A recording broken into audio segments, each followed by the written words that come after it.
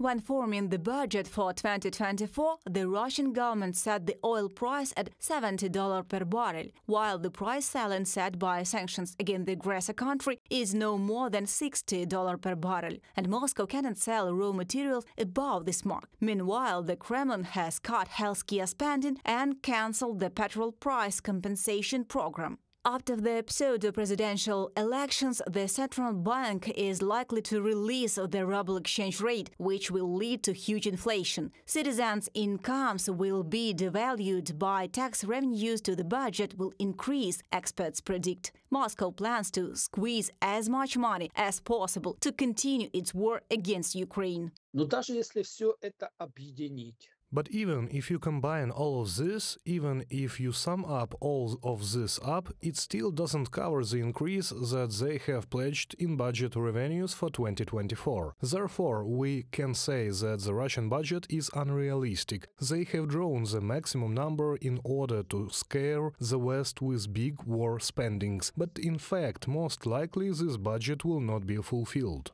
As noted in the UK intelligence, the government of the Russian Federation plans to increase the expenditure part of the state budget by 26% in 2024. At the same time, Moscow will have to reduce contributions to the National Welfare Fund and increase taxes inside the country, all for the sake of continuing the war.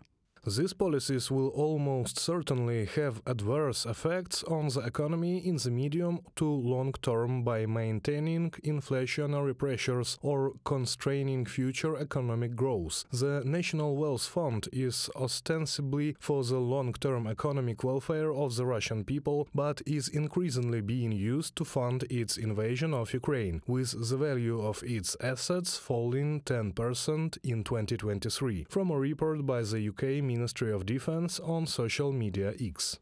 The drive to continue the war against Ukraine is ruining Russia's economy but boosting the GDP of other states. The Federation is partly replenishing its dwindling stockpiles of military equipment and ammunition with supplies from North Korea. For example, Bloomberg analysts estimate that Russia will pay North Korea at least $1 billion for artillery shells. North Korea's economy has been on the decline for the past 5 years, so the weapons deal with Russia will help return to positive growth of around 1% in 2024. North Korea has wanted two things for a while now. One is legitimacy as a nation, which it doesn't have because the Korean War hasn't ended. The second is a sustainable defense sector and military which is capable of defending its sovereignty. Anvita Basu, head of Europe Country Risk at Fitch Solutions, in an interview with Deutsche Welle.